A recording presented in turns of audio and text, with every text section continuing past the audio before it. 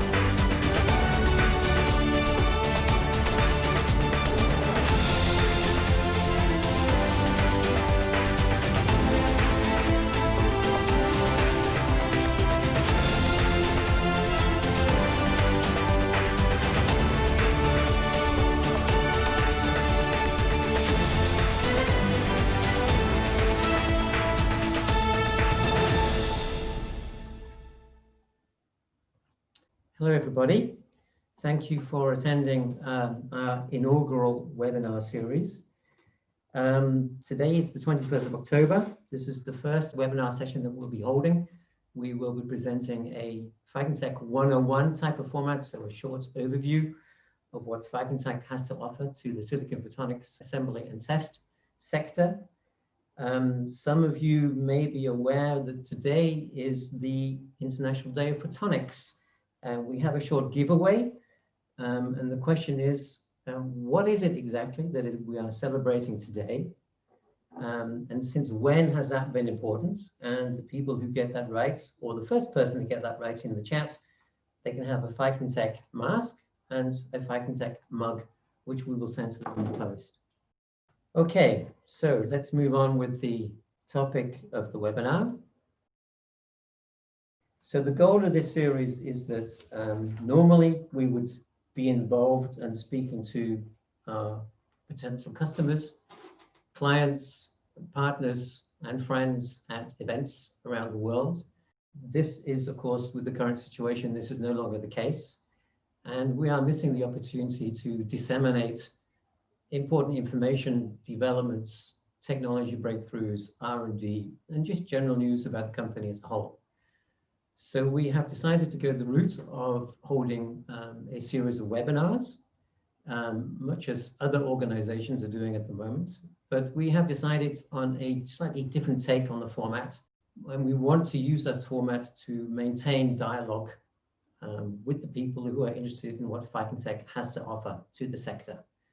We have chosen to go with a short and sweet set of episodes that will run through until the end of Q4. Short and sweet means they will be 20 to 30 minutes for the core topic of the webinar. And at the end, we will have an open-ended question and answer session. We call these guilt-free because after roughly 3/4 of an hour, then you can return to work or whatever else you want to do with your day. The other advantage about this type of format, this episode or short format, is that it's an agile format. So we have the opportunity to improve our game, to adjust the schedule to suit the topics that are requested or that are needed, and to improve our presentation. What we hope to achieve, myself and today Torsten Vahrenkamp, CEO, is we hope to present you with some news, have a discussion about trending technologies, and then also move into a question and answer session where we will address any questions that you put to us through the chat. And in fact, we have an answer or part answer to the question I posed, celebrating the speed of light standard, exactly. But how long ago was that established? That's the important question. Okay, good. So that was quick. That was a quick answer, it was, yes.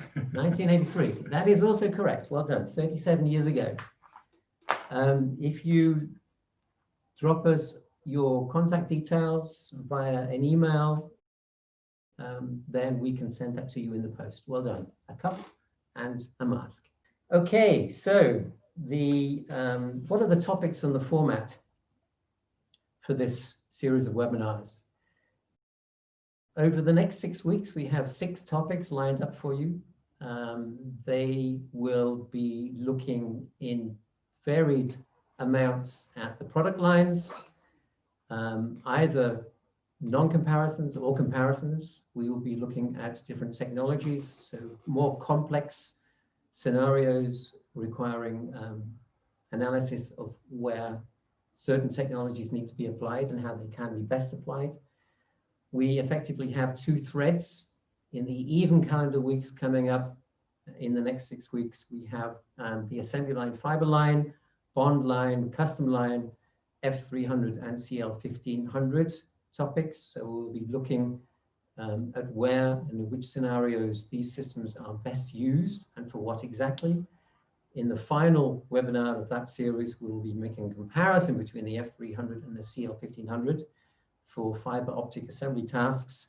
In which scenario do you want to go for the tabletop system? In which scenarios you want to go for the more flexible modular platform provided by the custom line product line. In the odd calendar weeks, starting in 2 weeks from today, we will start with an analysis of passive and active alignment and where that choice is going in the light of current technology changes. 2 weeks after that, in calendar week 47, we'll be looking at an application or the applications of AI-based machine learning here at FiconTECH that is applied in several different guises within R&D, within process optimization, to improve systems and defect recognition and product line performance. And we will be including a guest speaker from our partner company who helps us with this technology, Adaptix, based in the States. Dave Pritt will be joining us for that very early in the morning from California. And then finally, I believe this is the beginning of December, calendar week 49, we will be looking at inline systems as used for high volume manufacturing and what you need to know if you're looking to acquire high volume manufacturing capability within the next year or so. And it's important for us that if you have specific topics you want us to talk about, just let us know, because we are very open to illuminate other topics we can help with. As already said, we are flexible to switch topics in and out depending on demand and what the immediate relevance is of those. Any suggestions are more than welcome. As already said, the format of these meetings will be 20 to 30 minutes plus an open-ended questions and answers. And as already said, we have 2 threads, systems and technologies. So a quick recap. All of these webinars will be taking place Wednesday, 3 o'clock CET. The barcode in the middle will take you to the registration page, but you have already registered. So this is for the people who will be viewing on demand afterwards, maybe. There may be a slight timing issue when summertime ends in your region, but your calendar should take care of that because you will receive the link automatically via an email. And please tell your friends and colleagues about this webinar. Sure. Help spread the news that we're providing this, and the more people who can contribute, then the more productive this will be for everybody. So before we launch into the content of this actual webinar, I would like to spend a little time highlighting where you can help yourself to find out more information. We've spent some time improving the website and the access to information that's available on that website. If you go to the homepage on the right-hand side, you will find a series of icons on the right that link directly to our FiconTECH Insider blog page, where we highlight different topics that we have maybe discussed elsewhere, but they have been reformatted to be more digestible to the reader. You will find links to our Twitter and LinkedIn channels where we publish most of our updates. You will also find links to our Vimeo and YouTube channels. Vimeo we use as a worldwide serving host for video content that we show on our website.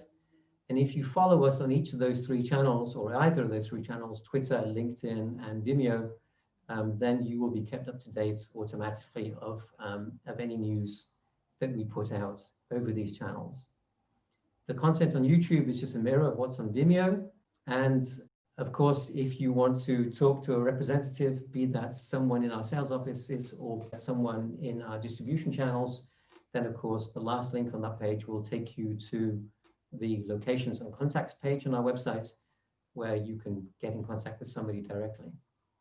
Something else you can do on the website is you can find out yourself about directly from the homepage. We tease some of our product lines.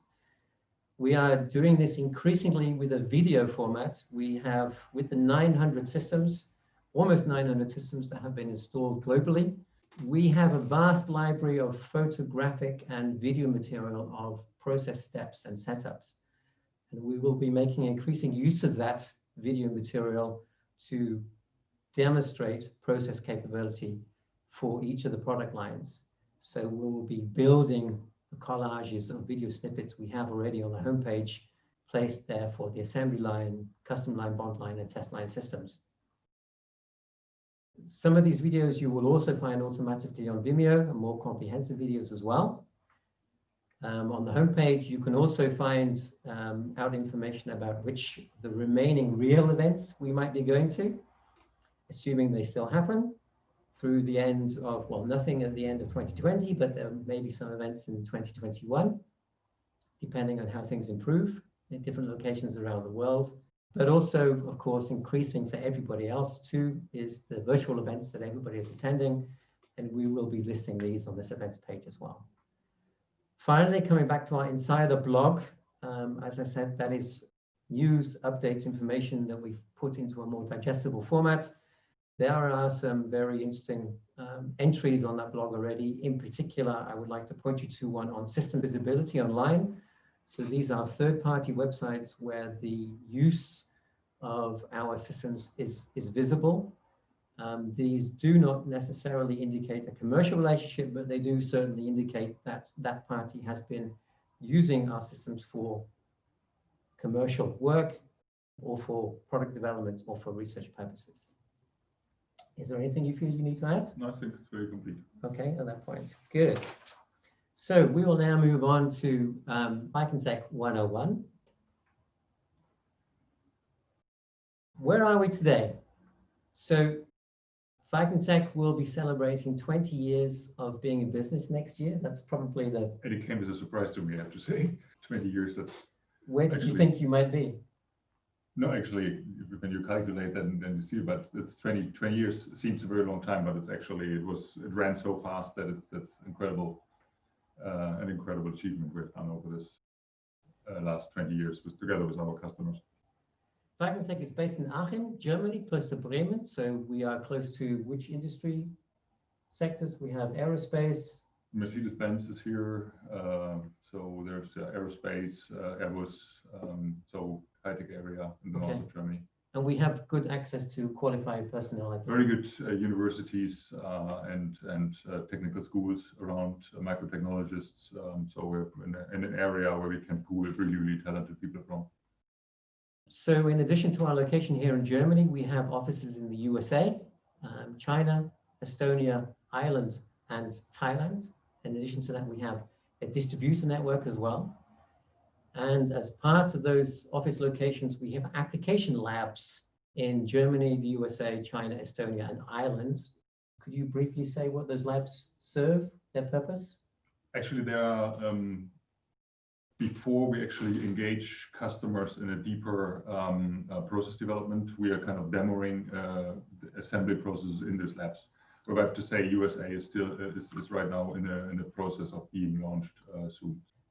We are close to 200 people, an international team, and I believe roughly 15% of those are directly involved with R&D. It's a good mix of optical experts, machine builders, microtechnologists, which we pool then from here in that area. ficonTECH's active sales channels, I list them here. I won't say it out loud, but these are the primary sectors where ficonTECH products are either involved in making the devices that are needed today, or that are involved in developing the photonic devices that will be needed tomorrow and in the 21st century. As already mentioned, ficonTECH has an installed base of rapidly approaching 900 machines.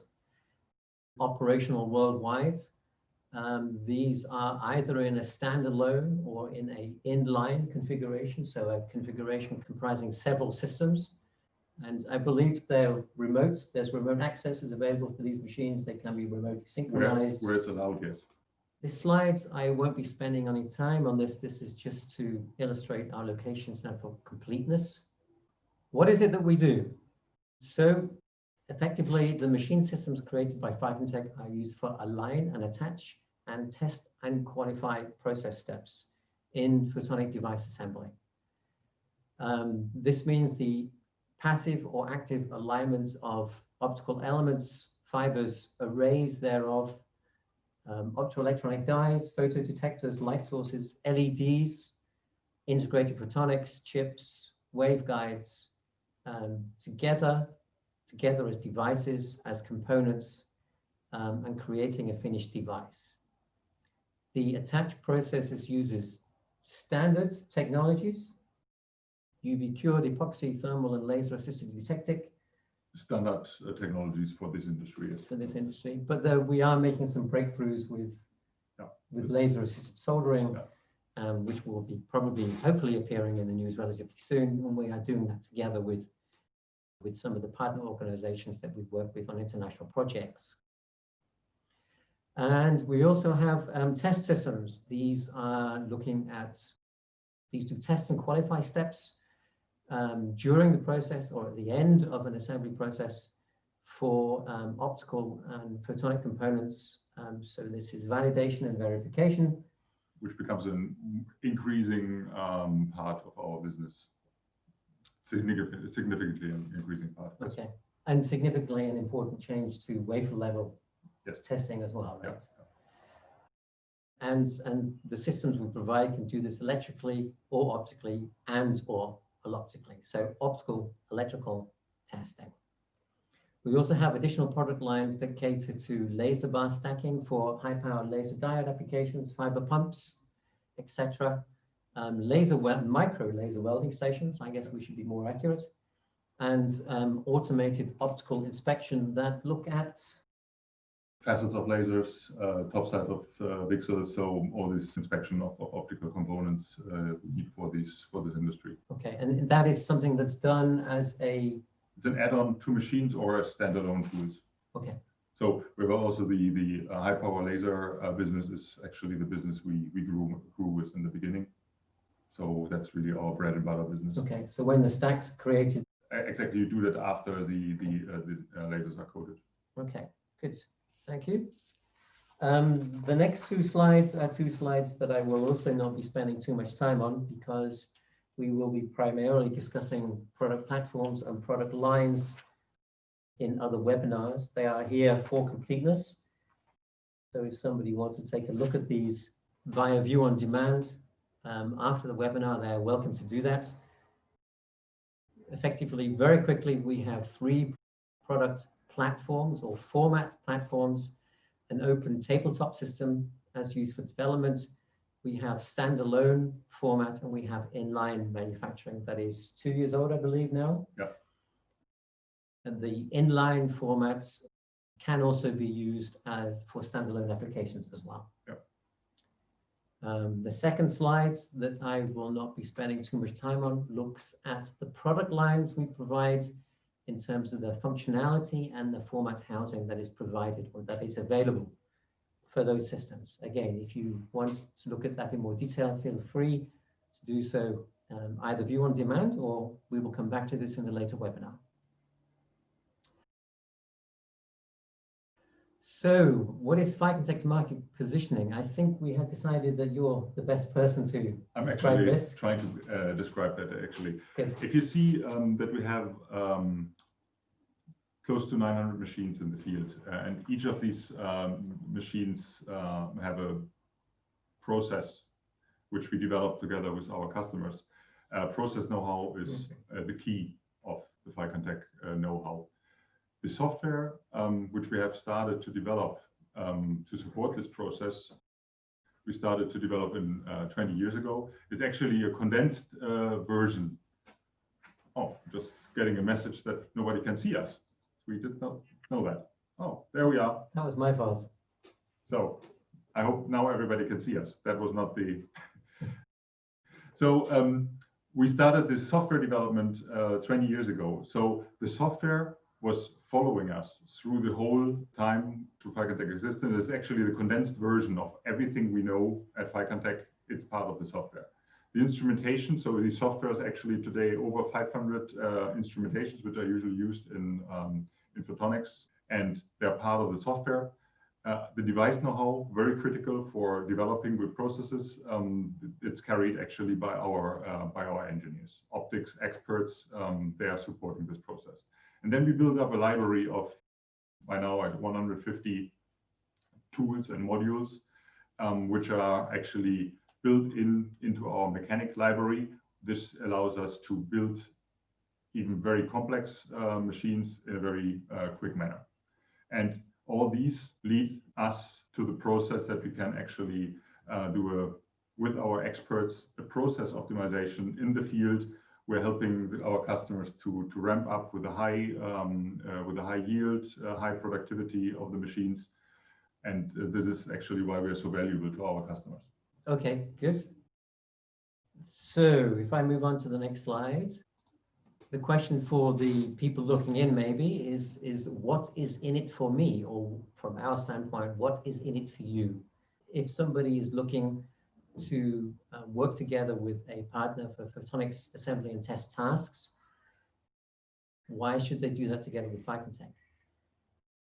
In the first instance, and this goes back a long way, I think for ficonTECH, we work on internationally funded projects, both in Europe, certainly in Europe and the US, all help contribute to the development of the ecosystem, to important R&D toward the development of photonic assembly and test.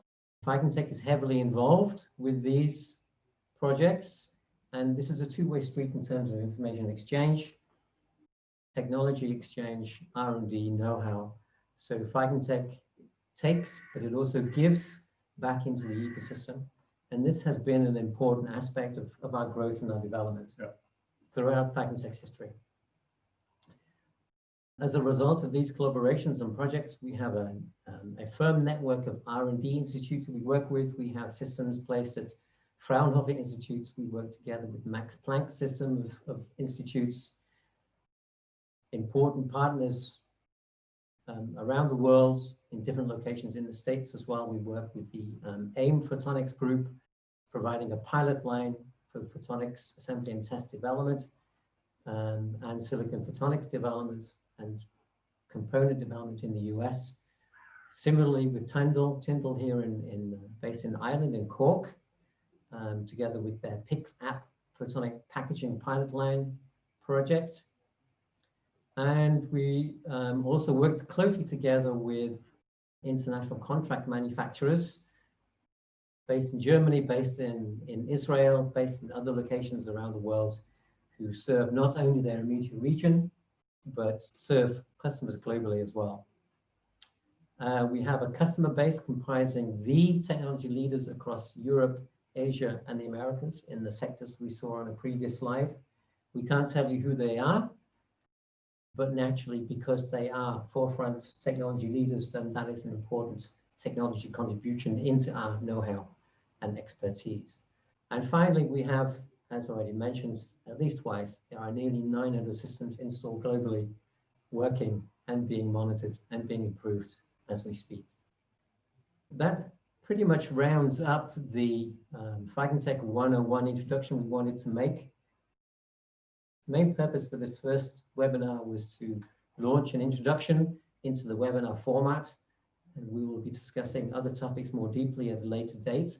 What we want to do now is we want to discuss, rather than talking more deeply about products or applications, we want to discuss some trending topics. So we have set up a series of 4 questions. If anybody has any questions they want to put to us at this point, please do that via the chat. We'll be more than happy to address those questions if they are relevant to the immediate conversation. If we don't have time to get around to them, then we will pass them on to the people who need to know within ficonTECH. So the first question is going to revolve around the Telecom Datacom segment. So Torsten, Telecom, Datacom has been plays an important role in ficonTEC's activities. Actually, the most important part right now. Okay, so where and how are we positioned? Actually, I would say like 60% of our business evolves around the telecom datacom space right now. And with our machines, we're serving the biggest manufacturers of especially silicon photonic devices. So I would say we have a market coverage of over 50% when it comes to the manufacturing of silicon photonic devices, which you find worldwide right now. We are super proud of that.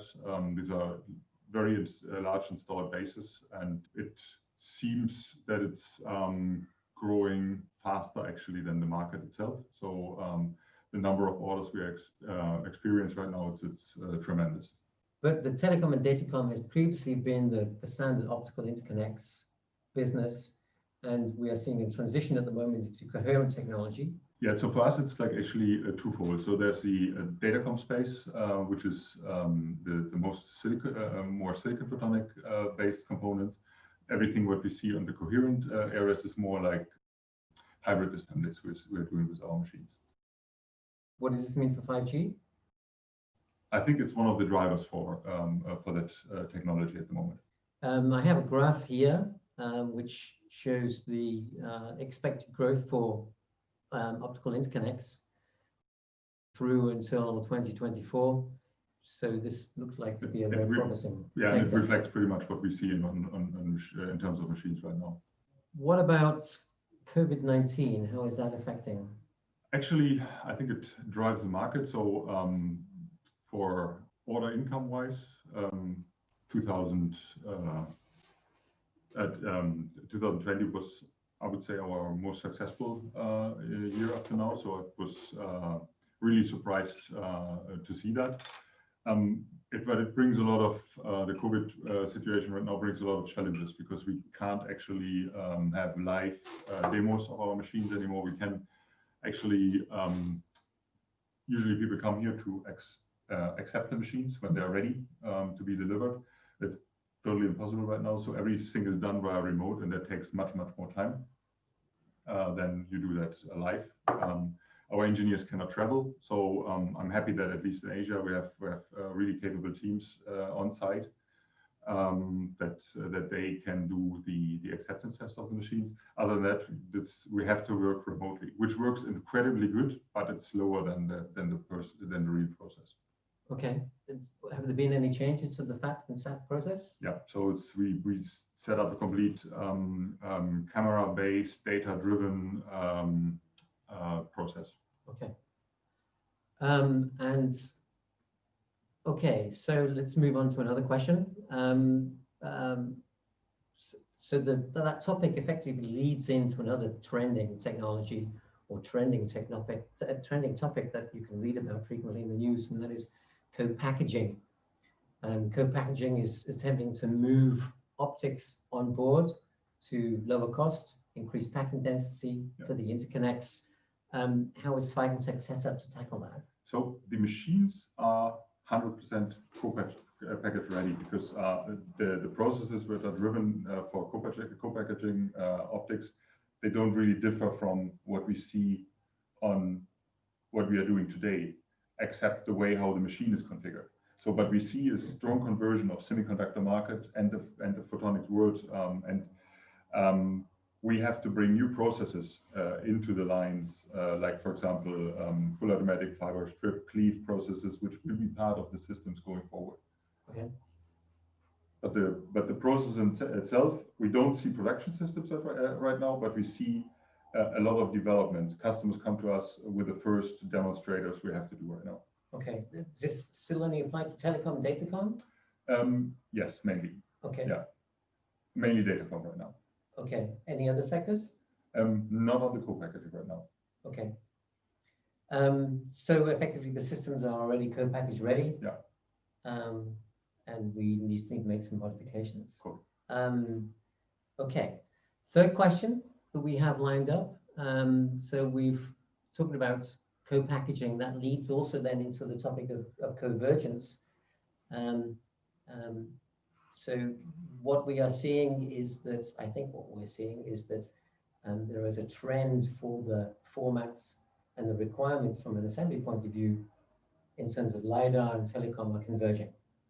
So that is sensors and lidar right now next to telecom datacom is a driver for our growth. Okay. And silicon photonic based or integrated photonic based lidar is a part of it, but it's not all. So we see all kind of flavors of lidar systems right now, all solid state based. So we are serving at the moment, I think, about 12 lidar companies in different sizes, all in the kind of a start and ramp up phase. Okay, so in the valley of death, we're helping them through that. Yeah, and I think the market is currently developed for that. And what are the projections for the market growth? I believe it's one of these hyper growth market sectors. It's tremendous. Not 100% sure if it will be only automotive driving it. I think there's many other areas where you can use lidar in. So I'm not sure what is faster. Okay. Automotive or the other markets. Okay. And then the final question we have, thank you. The final question we have is, so if you take all of these topics together, these are all pointing towards a requirement for high volume manufacturing systems.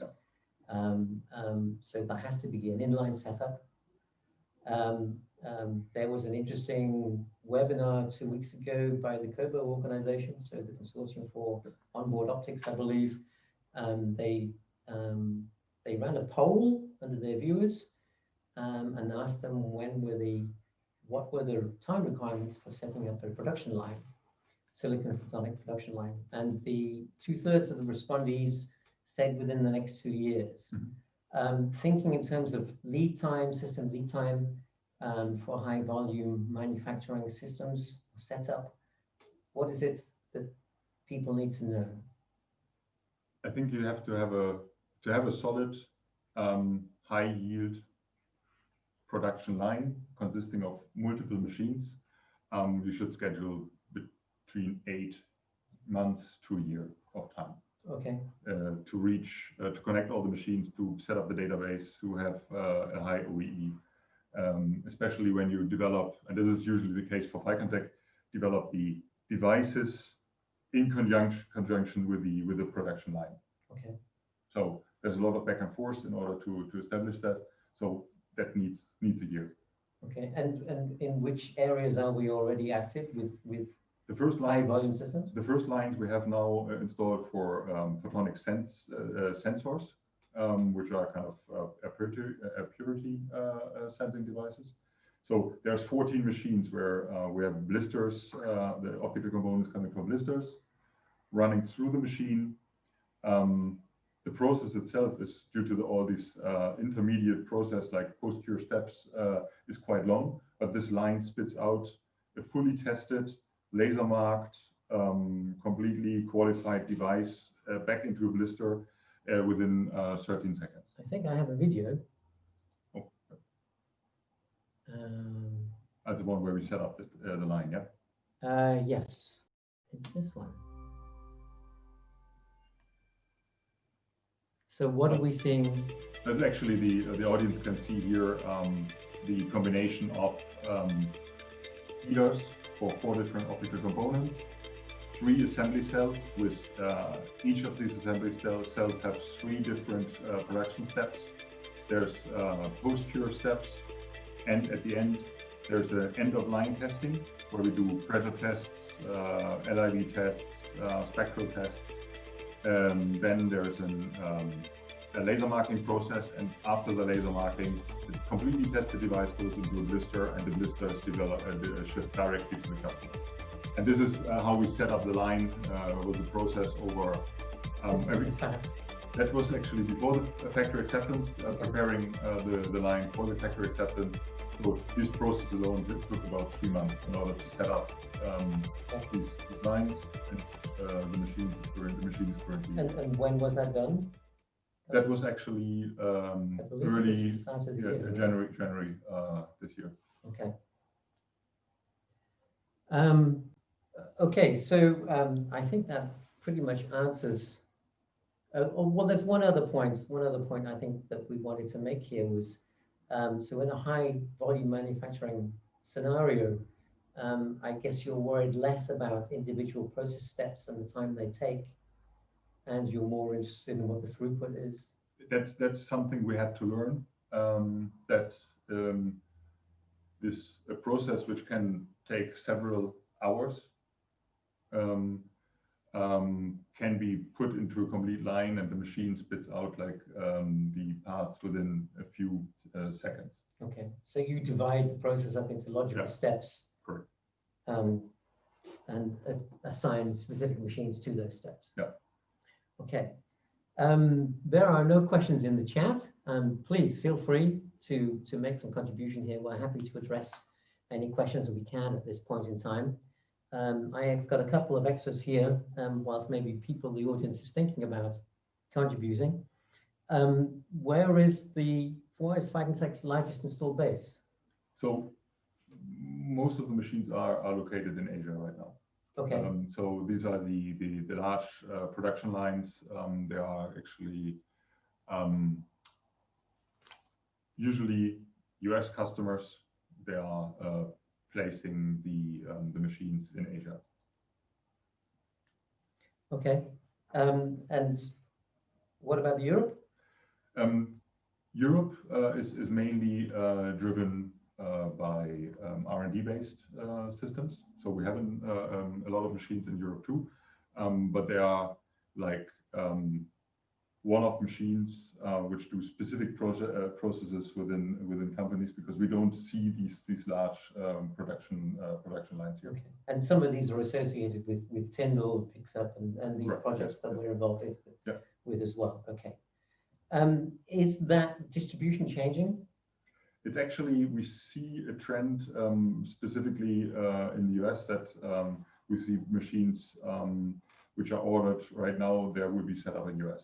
And that's the reason why we're heavily working on getting our application lab set up in the US and having complete support structure. Okay, so these organizations who had previously bought in China, bought for China or bought for Asia.